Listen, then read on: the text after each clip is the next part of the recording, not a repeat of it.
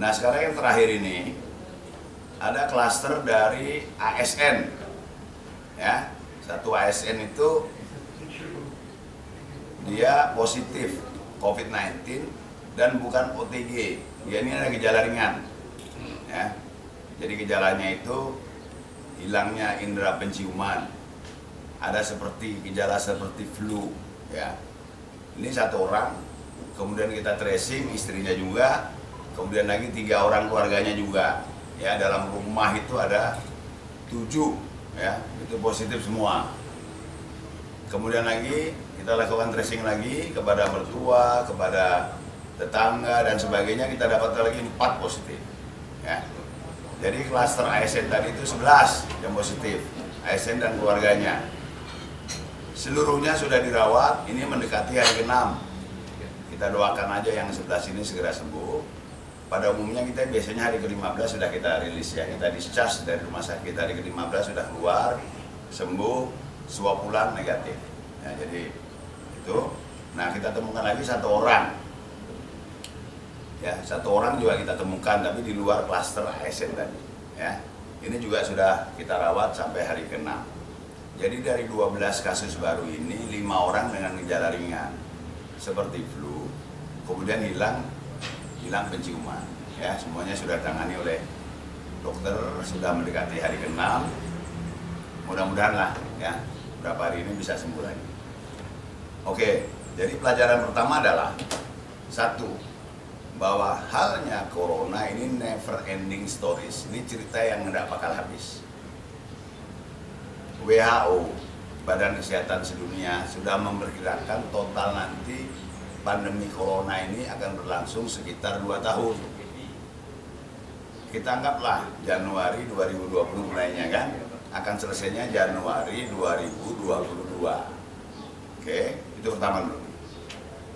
Di Indonesia kasus bertambah terus. Saat ini sudah lebih dari 151.000 yang positif, 6.000 lebih yang meninggal dunia. Setiap hari penambahan kasus positifnya sekitar 2.000-an. Bayangkan ya. Corona itu seperti puncak gunung es, 151.000 yang tertes, terlacak, di bawahnya mungkin banyak sekali. Ya, banyak sekali nih, ya kan?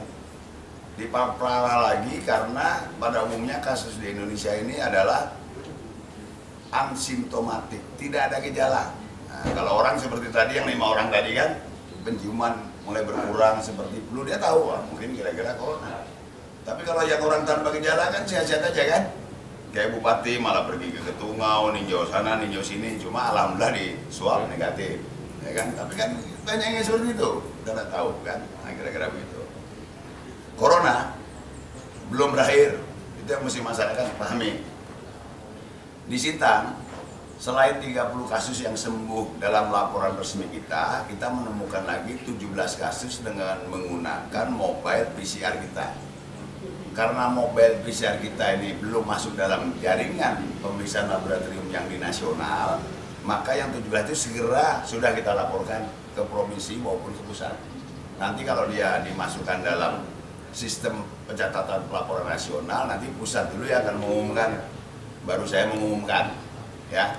Tetapi dengan adanya mobile PCR ini kita bisa cepat dapat kasusnya. Ini membuat kualitas penanganan corona kita ini canggih, ya.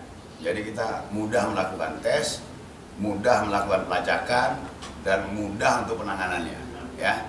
Dari 17 ini 5 sudah sembuh, yang 12 sudah masuk hari ke-6 di ruang isolasi mandiri rumah sakit, ya. Nah kira-kira seperti itu. Kenapa tidak diumumkan? Kami laporkan dulu ke pusat, ya. Nanti pusat lah harus mengumumkan, baru kita bisa menginformasikan melalui kepala dinas kah atau apa, ya. Tuh pelajaran pertama, corona belum berakhir. Badan Kesehatan Sedunia memperkirakan 2 tahun baru berakhir sampai Januari 2022. Kemudian situasi di nasional juga terus meningkat. Dan kita tahu bahwa interkonektivitas antara Pontianak dengan kota-kota di Jawa, Jakarta, Surabaya, itu sangat erat, ya. Sehingga kalau di Surabaya dan di Jakarta belum berakhir, pasti Pontianak belum berakhir. Kalau Pontianak belum berakhir, pasti Sintang dan kota-kota besar lainnya di Kalbar ini belum berakhir, Ya, jadi corona masih ada.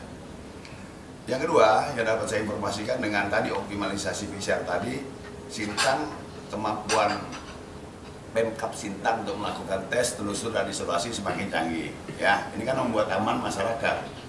Kalau satu yang positif segera ketemu, 17 yang positif segera ketemu, 5 udah sembuh kita obati, berarti kan dia tidak menularkan kepada orang lain. Kalau kita diamkan lama kan dia nyebar kemana-mana. Ya, seperti itu.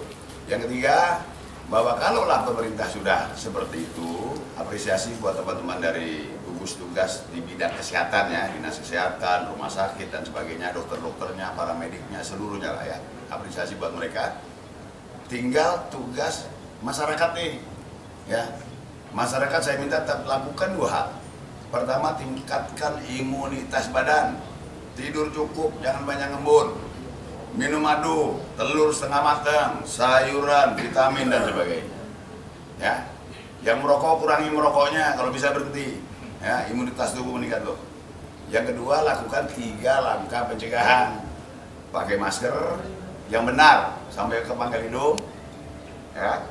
Yang kedua, cuci tangan 20 detik dengan menggunakan sabun. Yang ketiga, jaga jarak. Tetap dilakukan. Oke?